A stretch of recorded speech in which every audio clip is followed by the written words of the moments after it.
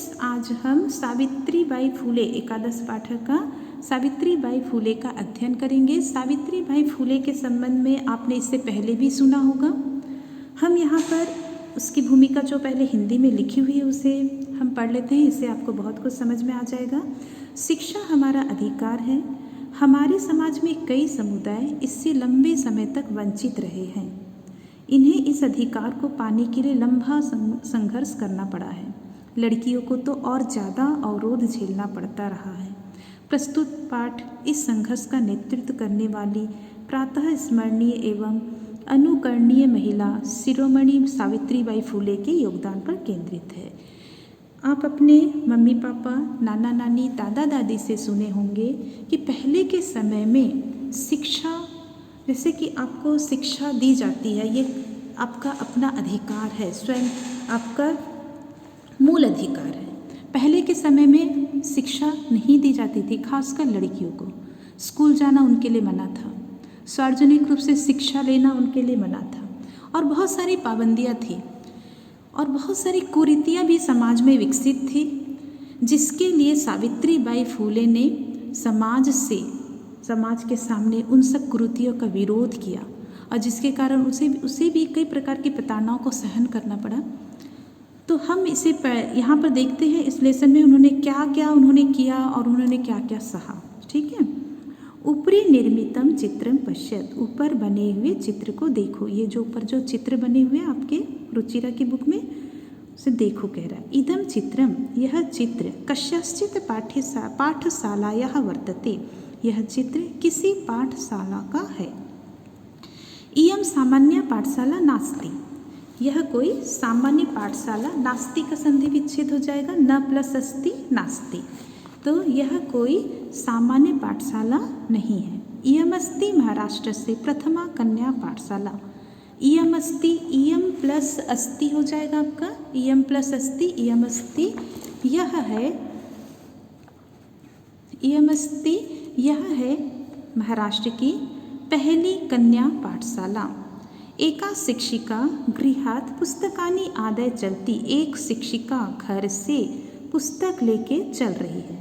मार्गे कश्चित् तस्याः उपरि धूलिं कश्चित् च प्रस्तरखंडान्, मार्गे रास्ते में कोई उसके ऊपर धूल और कोई उसके ऊपर क्या कर रहा है, प्रस्तरखंडान, पत्थरों के टुकड़े, मतलब कोई उसके ऊपर धूल तो कोई उसके ऊपर पत्थर के टुकड़े छिपती फेंक रहा है।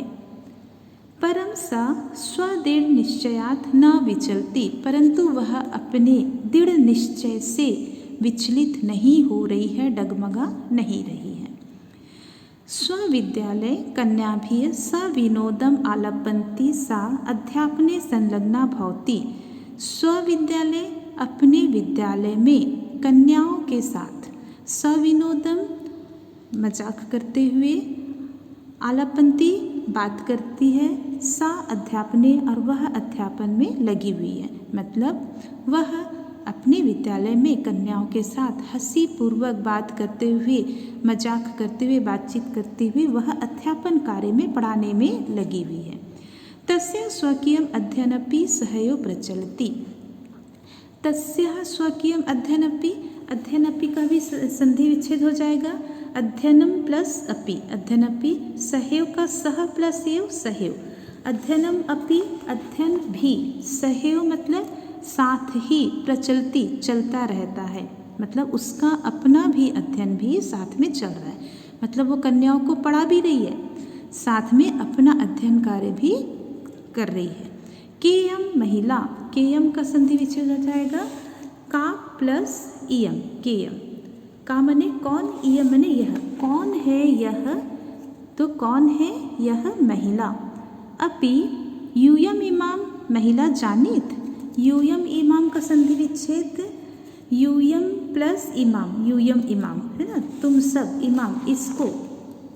तो अब यहाँ देखिए, अपि जो है आपका सेंटेंस के पहले आया है, तो अपि वैसे अव्यय होता है, इसका मतलब भी होता है, लेकिन चूंकि यहाँ सेंटेंस के पहले है तो इसका मतलब क्वेश्चन के सेंस में आया है, क्या तुम सब इस महिला को जानते हो।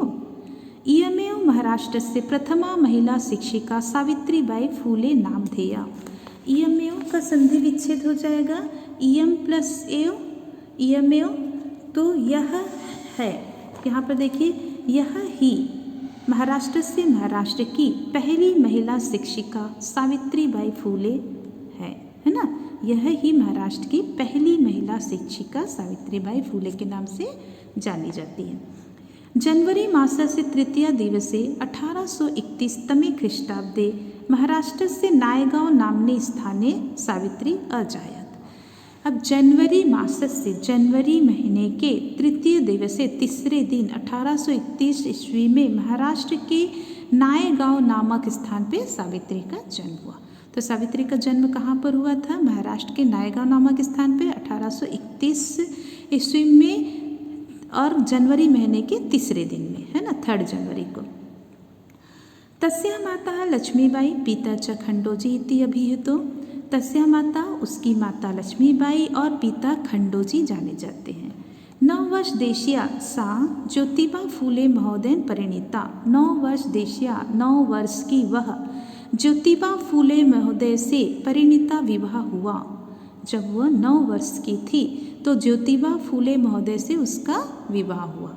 सुअपि तदानीम 13 वर्ष कल्पः एव आसीत्। सुअपि का भी संधि विच्छेद हो जाएगा, सह प्लस अपि, सुअपि, वह भी, तदानीम तब, 13 वर्ष कल्पः 13 वर्ष के ही थे। कौन? ज्योतिबा फूले, जिनसे उनका विवाह हुआ, तो वह भी तब 13 वर्ष के ही थे।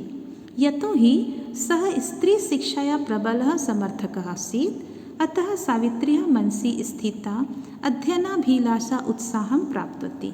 अध्ययनाभिलाषा का भी संधि विच्छेद हो जाएगा, अध्ययन प्लस अभिलाषा, अध्ययनाभिलाषा, ठीक है। अध्ययन माने अध्ययन पढ़ना और अभिलाषा माने इच्छा। यतो ही, क्योंकि सह स्त्री शिक्षाया, स्त्री शिक्षा के प्रबल समर्थक थे। कौन? ज्योतिबा फूले, वो स्त्री शिक्षा के प्रबल समर्थक थे, है ना, स्त्री शिक्षा के फेवर में थे। अतः इसलिए सावित्री के मन में स्थित जो अध्ययन की इच्छा थी उसको स्रोत प्राप्त हो गया, मतलब उसे एक रास्ता मिल गया, वह आगे पढ़ने के लिए उसे एक नया मौका मिल गया। इतः परं साग्रहम आंग्ल भाषाया अपि अध्ययनम कृतवती। इतः परं, इससे पहले वह आग्रहपूर्वक आंग्ल भाषा मतलब अंग्रेजी भाषा का भी अध्ययन किया। 1848 तमे ख्रीष्टाब्दे, यहाँ पर देखिए 1848 तमे ख्रीष्टाब्दे पुणे नगरे सावित्री ज्योतिबा महोदयेन सह कन्यानां कृते प्रदेशस्य प्रथमं विद्यालयम् आरभत। 1848 शताब्दी में, ईस्वी में पुणे नगर में सावित्री ज्योतिबा महोदय के साथ कन्याओं के लिए प्रदेश की पहली विद्यालय प्रारंभ की। कहाँ पर? पुणे नगर में। तदानीम सा केवलम 17 वर्षीय आसीत्, तब वह केवल 17 वर्ष की थी। 1851 तमे ख्रीष्टाब्दे अस्पृश्यत्वात् तिरस्कृतस्य समुदायस्य बालिकानां कृते पृथक्तया तया अपरः विद्यालयं प्रारब्धः। अब देखिए यहाँ पर 1851 इस शताब्दी में, इस ईस्वी में अस्पृश्यता, जो अस्पृश्य लोग थे, छुआछूत वाले और तिरस्कृत जो समुदाय था, उन बालिकाओं के लिए पृथकतया अलग से उन्होंने क्या किया? विद्यालय प्रारंभ किया। मतलब उन्होंने कन्याओं के लिए तो विद्यालय प्रारंभ किया, तब उन्होंने एक समस्या ये देखा कि वहाँ पर उच्च वर्गीय कन्याएं तो आ रही हैं पढ़ने के लिए, लेकिन जो अस्पृश्यत और तिरस्कृत वाले जो बच्चे हैं वो नहीं आ पा रहे हैं। तब उन्होंने क्या किया? उनके लिए भी उन्होंने अलग से विद्यालय प्रारंभ किया। सामाजिक कुरीतीनां सावित्री मुखरम विरोधम अकरोत्। सामाजिक कुरीतियों का सावित्री ने मुख से विरोध किया। विधवानां शिरोमुंडनस्य निराकरणाय सा साक्षात् नापीते मिलिता। विधवाओं के सिर मुंडन के निराकरण के लिए उस समय विधवाओं के सिर को मुंडन कर दिया जाता था, क्योंकि जो विधवा हो जाती थी तब के समाज का यह मानना था कि वह कोई श्रृंगार नहीं कर सकती, कोई अच्छा भोजन नहीं कर सकती, मतलब उसके लिए उसकी जीवन ही उसका व्यर्थ है।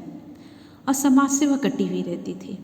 तो उन विधवाओं को क्या करते थे, वो सिर मुंडन कर दिया जाता था। स्त्रियों की जो केश होती है वो सबसे अच्छा, मतलब सुंदरता वही उसी से ही निखरती है, केश से। और केश को ही वह क्या कर देते थे, मुंडन कर देते थे, ताकि वह कभी श्रृंगार ही ना करे।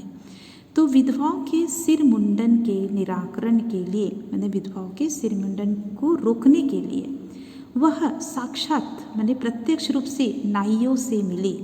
फलतः केचन नापितः अस्याः रूढ़ो सहभागिताम अत्यजन, परिणाम स्वरूप कुछ नाइयों ने इस रूढ़ी में सहयोग देना छोड़ दिया। मतलब वो नाइयों भी सावित्री के समर्थक हो गए और उन्होंने इस कुप्रथा में भाग लेना त्याग दिया। एकदा सावित्र्या मार्गे द्रष्टुम यत् कूपम निक्षा श्रीनिवस्ताविता तथा कथितः निम्न जातिः काश्चित् नारियः जलम पातुम याचन्ते स्म। एक बार काश्चित का से पहले संधि विच्छेद देख लेते हैं। का धन चित्त काश्चित, ठीक है, का माने कोई। तो यहाँ पर देखिए, एक बार सावित्री ने रास्ते में देखा कि कूपम निक्षा, कुएं के पास, श्रीनिवस्ताविता, फटे पुराने कपड़े पहने हुए तथा कथित कुछ निम्न जाति की कुछ नारियाँ, नारी माने नारियाँ, कुछ नारियाँ जल पातुम, जल पाने के लिए याचना कर रहे हैं, मांग रहे हैं। तो उन्होंने क्या देखा कि कुएं के पास निम्न जाति की कुछ जो महिलाएं हैं वो खड़ी होकर वो क्या कर रही हैं, पानी पीने के लिए मांग रही हैं। उच्च वर्गीय उपहासम कुर्वन्तः कूपात् जलोद्धरणम अवाण्य।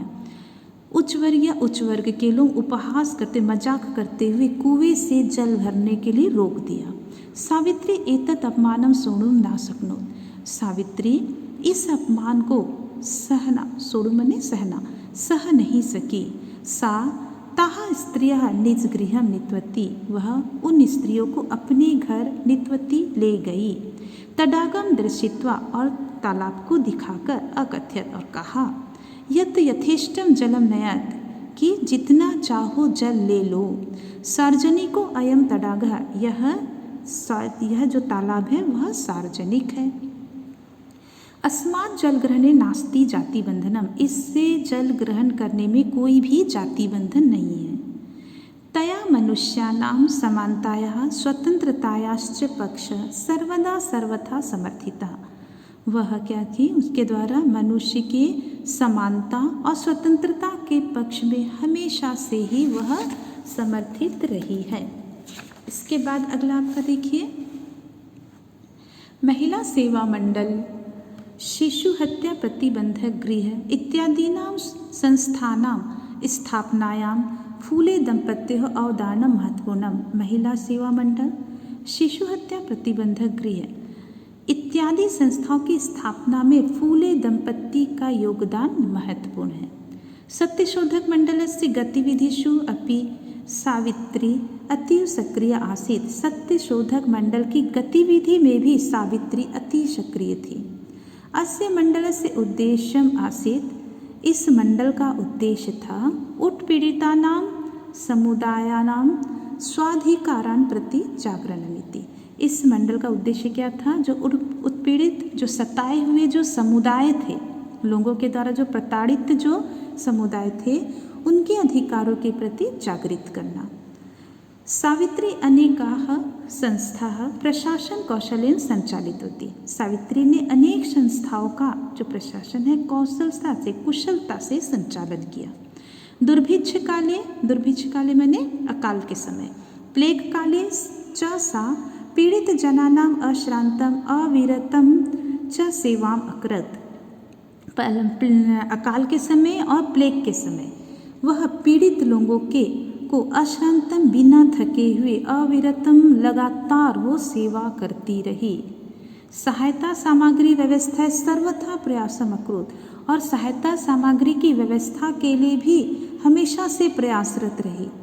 महारोग प्रसार काले सेवारता सा स्वयं असाध्य रोगेन ग्रसता। 1897 तवे ख्रीष्टाब्दे निधनम गता। महारोग प्रसार काले, ये जो प्लेग है ना, ये एक महारोग था, है ना। ये प्लेग चूहे से फैलता था। इससे गांव के गांव पूरे नष्ट हो जाते थे, माने गांव के के गांव वो लोग पूरे मर जाते थे, है ना। और बहुत जल्दी फैलता था, एक से दूसरे के छुआछूत की बीमारी थी। और ये किससे फैलता था? चूहे से फैलता था।